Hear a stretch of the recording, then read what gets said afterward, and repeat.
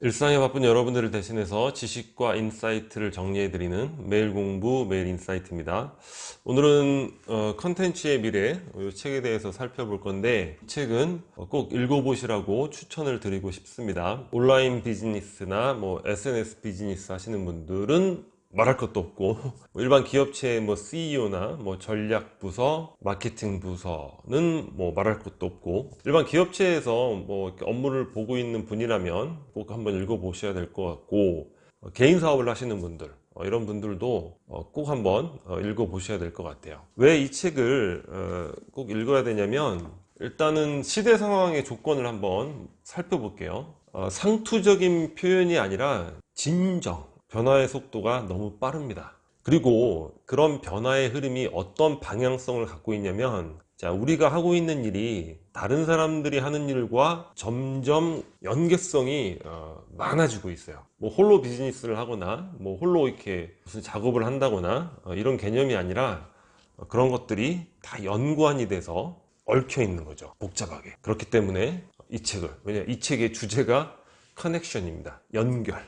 그리고 연결이 되면 우리가 이제 어떤 상품이나 서비스나 이런 것들이 있겠죠. 그 자체의 가치를 뛰어넘는 부가적인 이익이 발생합니다. 그것도 마구마구 발생을 해요. 그렇기 때문에 이 책을 꼭 읽어보셔야 된다. 그리고 이 책에 대해서 내용을 살펴보기 전에 이 책에서 얘기하는 그 컨텐츠의 의미가 뭔지 그거를 이제 정의를 해봐야 되는데, 우리가 이제 콘텐츠라고 하면 막연하게 문화 콘텐츠 같은 걸 생각하게 되죠. 디지털 기반의 어떤 정보재, 소프트웨어라든가 플랫폼, 음악, 신문, 책, 텔레비전, 영화, 광고, 교육, 이런 것만 생각을 하는데, 물론 이런 것들에 관련된 그 내용이 컨텐츠, 뭔가 좀 약간 고전적 의미의 컨텐츠가 맞긴 해요. 하지만 이 책에서 얘기하는 컨텐츠는 그러한 의미이기도 하지만 이제는 그걸 넘어서는 의미가 돼요. 그러니까 모든 정보재뿐만 아니라 모든 제품과 서비스가 다 컨텐츠가 되는 거예요. 그러니까 하드웨어적인 제품도 우리가 이제 컨텐츠다, 이렇게 이해를 하시면 돼요. 자, 그러면 컨텐츠의 덫이라는 개념부터 살펴볼게요. 이 책은 제목 번역이 매우 잘못됐어요. 원 제목이 컨텐트 트랩이란 말이에요. 트랩은 우리말로 하면은 덫이죠, 덫. 올가미 또는 함정이라는 표현으로 이제 쓰기도 하는데, 무슨 개념이냐면, 기존의 우리의 방식은, 비즈니스라든가 모든 방식은 컨텐츠만 좋으면 돼. 제품의 질만 좋으면 돼. 컨텐츠에 집중해. 제품의 질에 집중해. 유니크 셀링 포인트. 옛날에 우리 광고할 때 배웠었는데, 자, 셀링 포인트 잡어. 판매 전략 세워. 그런 것들이 중요해. 이게 이제 고전적인 비즈니스의 어떤 문법이죠. 하지만 지금은 그게 아니라는 거예요. 지금은 연결되어 있거나 연관되어 있는데 우리가 못 보는 기회들, 그런 것들을 찾아야 돼. 그리고 연결할 수 있는 것, 연관할 수 있는 것들을 모색하고 그것을 지렛대로 활용해서 우리가 점프해야 돼. 이런 개념으로 비즈니스를 바라봐야 된다는 거예요. 이게 이 책의 요지에 해당됩니다. 그러면 우리가 이제 이런 것들에 관련된 사례를 참고해야 되겠죠. 이 책은 그 하버드 경영대학원 전략 담당 교수 바란트 아난드 교수가 쓴 건데, 20년 동안 기업의 사례를 연구했어요. 얼마나 이게 가치가 높습니까? 자, 크게 연결 관계를 이제 세 가지로 구분을 해놨어요. 자, 사용자 연결, 제품 연결, 기능 연결인데, 사용자 연결 관계부터 한번 살펴보도록 하겠습니다. 제가 썸네일에 이제 스티브 잡스 1승 1패 이렇게 써놨는데, 스티브 잡스가 아주 뼈아픈 패배를 겪게 되죠. 80년대에. 옛날에 맥이라는, 맥킨토시라는 컴퓨터가 있었어요. 저는 집에 그 컴퓨터가 있었기 때문에 잘 알고 있죠. 스티브 잡스의 그 철학은 미치도록 놀라운 제품. 이게 이제 제품 철학이죠. 만들었어요. 맥이라는 컴퓨터가. 너무나 좋은 제품이에요. 그리고 이제 광고도 광고 캠페인 역사상 가장 효과적인 광고를 집행한 걸로 또 유명하죠. 슈퍼볼인가 거기 이제 광고를 집행했는데, 아니 미치도록 좋은 제품, 놀라운 컨텐츠, 광고도 잘했어. 그런데 결과는 처음에 이제 한 가장 잘 나갈 때는 한 20% 언저리까지 가다가 쭉 내려가서 결과는 이제 1.9%로 망하게 됩니다. 자, 그 이유가 뭐였냐? 바로 연결 관계를 몰랐거나 무시했기 때문에 그런 거죠. 자, 사용자 대 사용자 네트워크. 운영 체계가 있잖아요. 그러면 내가 기존 MS 운영 체계를 사용하면 그 MS 운영 체계에는 많은 또 컴퓨터 제조사가 있었고 주변에 거의 대부분이 그걸 쓰고 있었단 말이에요. 그러면 서로 파일을 공유해야 되잖아요. 빌려서 좋은 프로그램인데 나도 쓸게, 뭐 복사해서 주고 내 것도 주고 이렇게 공유를 해야 되는데, 그 부분에서 사용자 연결 관계에서 대패를 했죠. 자, 그러면 어떻게 해야 되겠어요?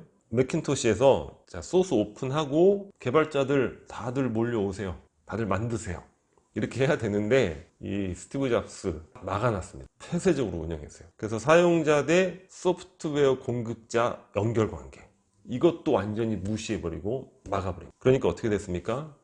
처참하게 망했습니다. MS에 완전히 대패를 하게 된 거죠. 우리가 이제 네트워크 제품이라는 걸 이해를 해야 되는데, 그냥 사용자가 많을수록 가치가 향상되는 그러한 부분 영역의 제품들, 그런 것들을 이제 네트워크 제품이라고 하죠. 대표적인 게 뭐가 있습니까? SNS가 있죠. 많이 사용하기 때문에 우리가 사용을 하잖아요. 예를 들어서 뭐 페이스북이라든가 뭐 트위터라든가 뭐 플랫폼, 뭐 이런 운영 체계, 언어도 많이 사용하면 사용할수록 그 언어가 살아남는 거고, 뭐 패션도 그렇죠.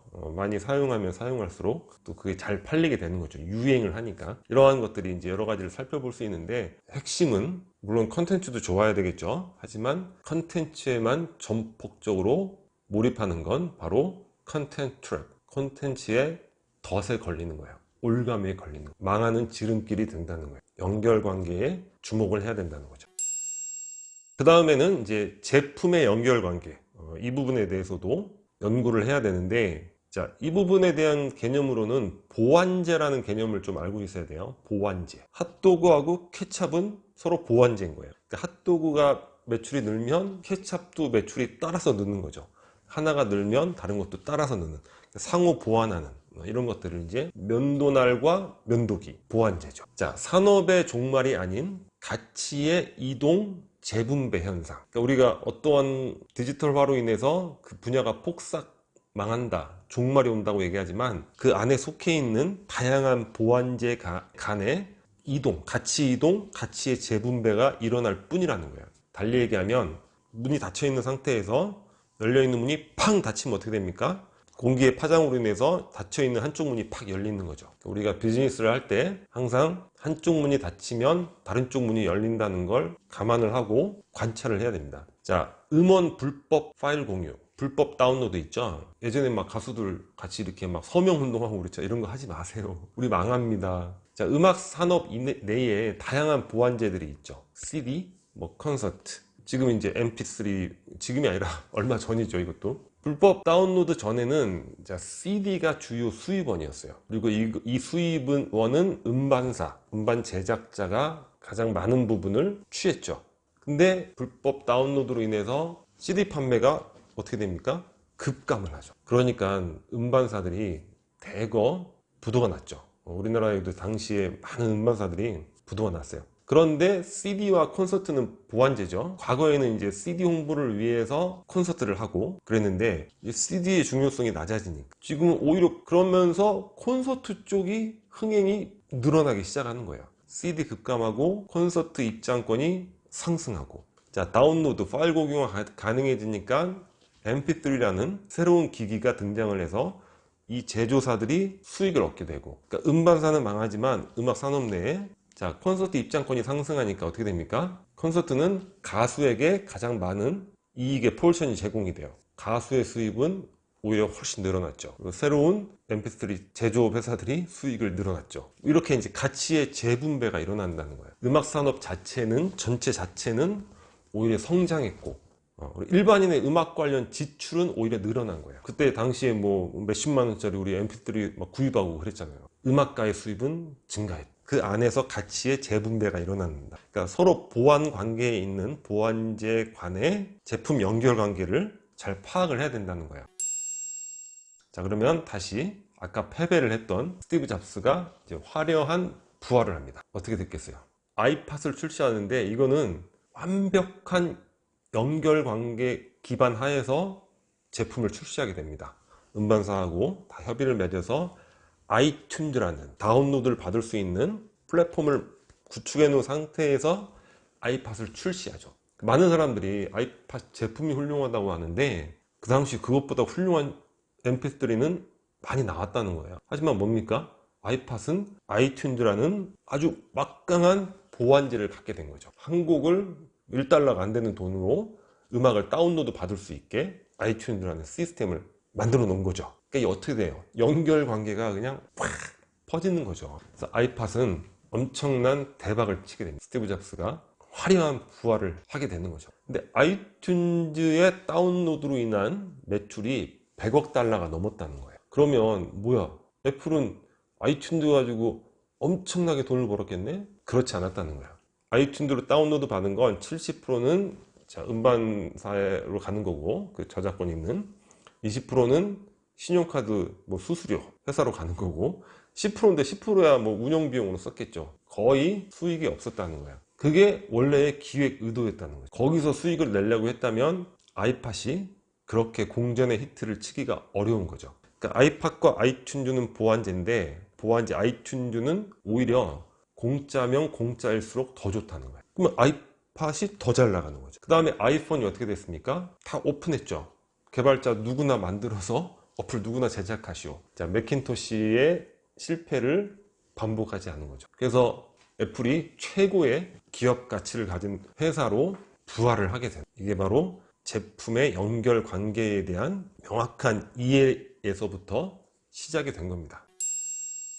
이제 기능적 연결 관계입니다. 이 부분은 사실 많은 분들이 알고 있는데, 온라인과 오프라인, 이게 이제 서로 보완적이라는 거죠. 오프라인을 기반해서 이제 온라인 비즈니스가 더 잘 될 수 있는 거고, 온라인이란 마케팅 도구를 이용해서 또 오프라인 비즈니스가 또 잘 될 수 있는 거고.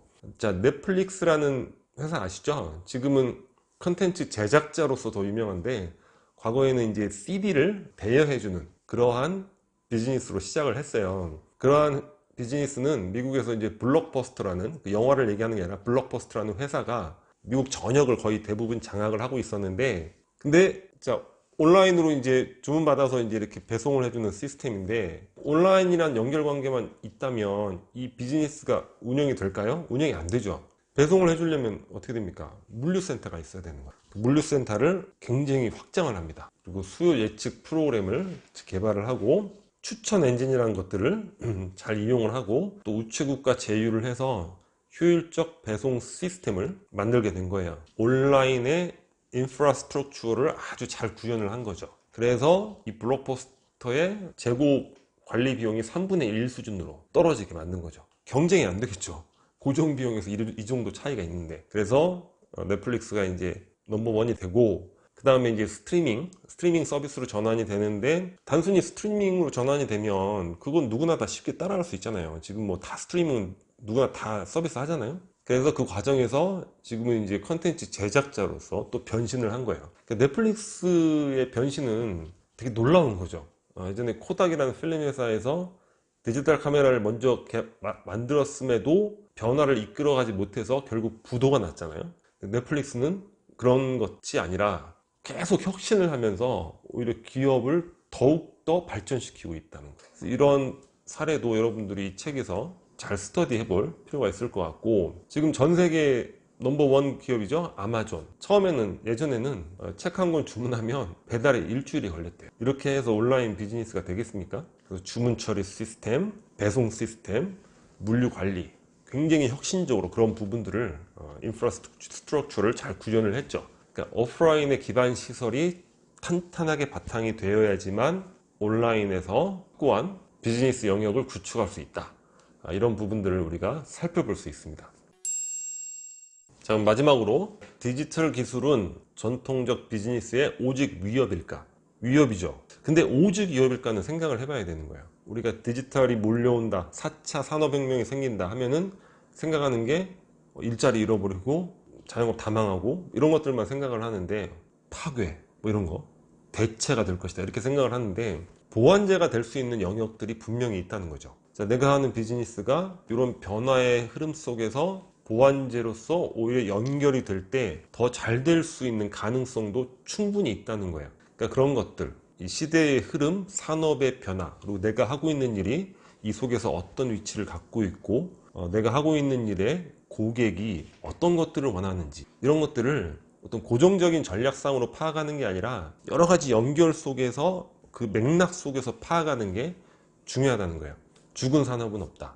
사양 제품도 없다. 자, 연결하는 순간 누구도 상상하지 못한 신세계가 펼쳐진다. 연결하는 순간 이미 그런 부분들, 연결로 인해서 상상하지 못할 성공과 수익과 이런 것들을 얻고 있는 분들 많죠. 기회는 열려 있습니다. 자, 오늘 영상은 여기서 마치도록 하겠습니다. 여기 캐리커처가 구독 버튼이고요. 앞으로도 좋은 영상 많이 준비하도록 하겠습니다. 감사합니다.